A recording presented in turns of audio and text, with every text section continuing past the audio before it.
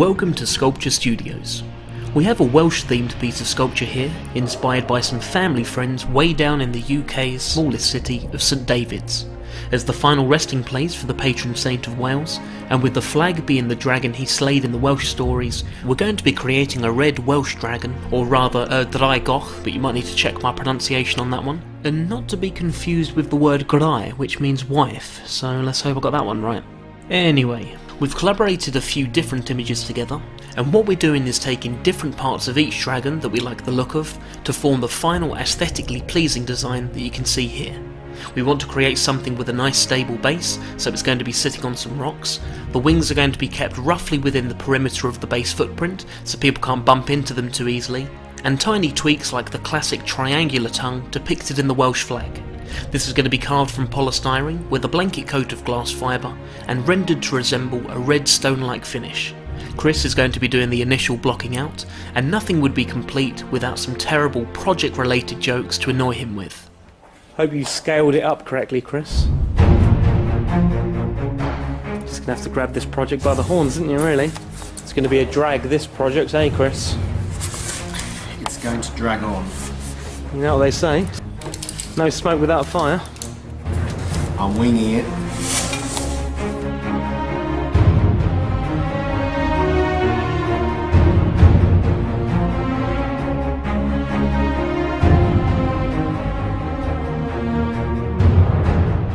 In exactly the same way you saw the image gridded up on paper, this is now what we're doing here in full scale, translating the paper image up to the large blocks of polystyrene.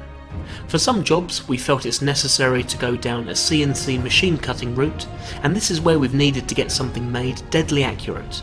We even receive emails from time to time from companies offering to convert our business to a more machine heavy process. But we say the same thing to each and every one, that carving is why Aidan started the business and why he's loved doing his job every day since. Not only does going down a CNC route often take up the vast majority of the project budget, particularly if it's something that needs to be modelled on a computer first, but it takes away what Aidan loves doing the most.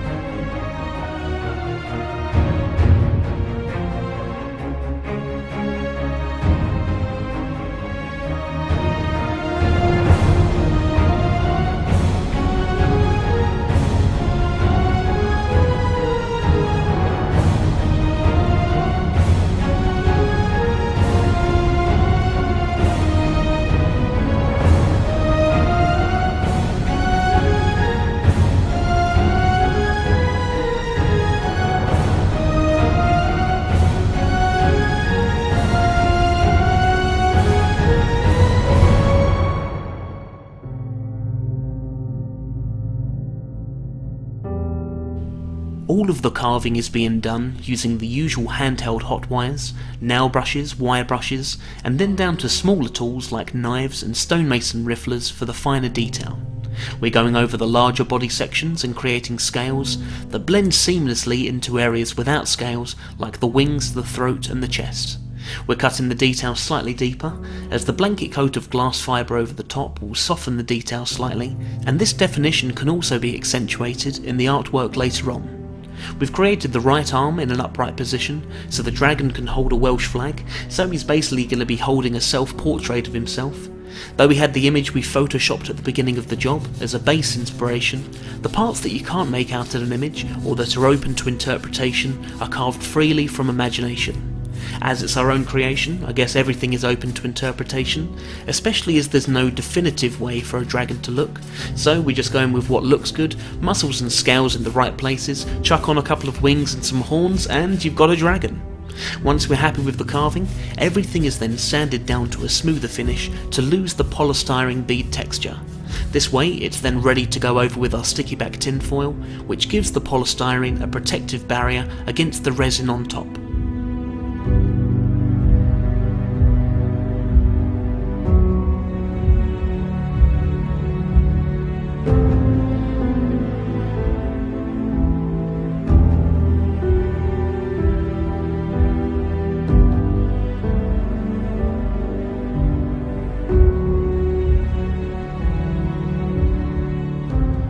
We're going over the whole sculpture with a general purpose resin and glass fibre mat, and we've added a black pigment for a couple of reasons. This is so that we can see a little easier where we've already covered, and so that the sculpture has a nice dark base layer for the artwork.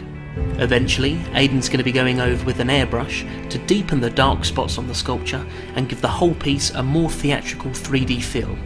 Speaking of artwork, here's Jess starting on the eyes now, and we're going to be using glass hemispheres with a hand-painted backing to create the orb eye effect.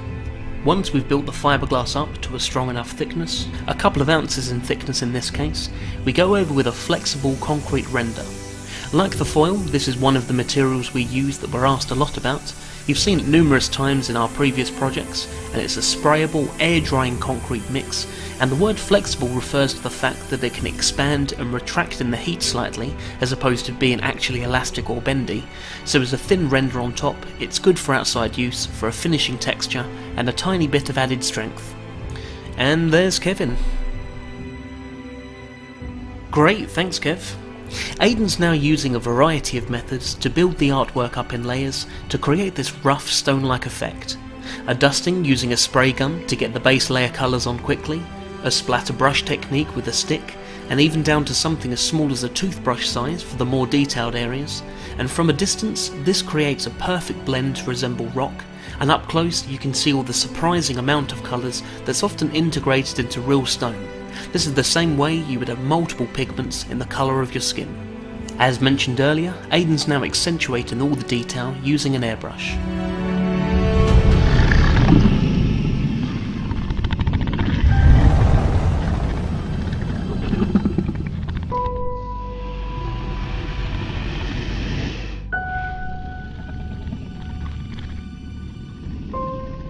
The final step is to apply a lacquer, and this seals the paint and helps protect the sculpture from the elements. We hope you've enjoyed the creation process, and perhaps it's inspired you to try something of your own, even if it's something that isn't quite on this scale. If we're able to create something using handmade tools and no fancy equipment, then there's no limit to what you guys can do yourself.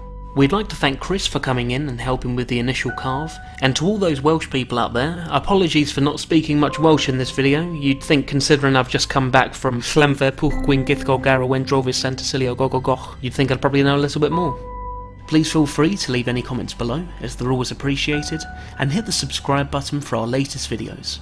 You can like Sculpture Studios on Facebook and follow @Aiden Hines on Twitter, and for more of our work, visit sculpturestudios.co.uk. Thank you very much for watching.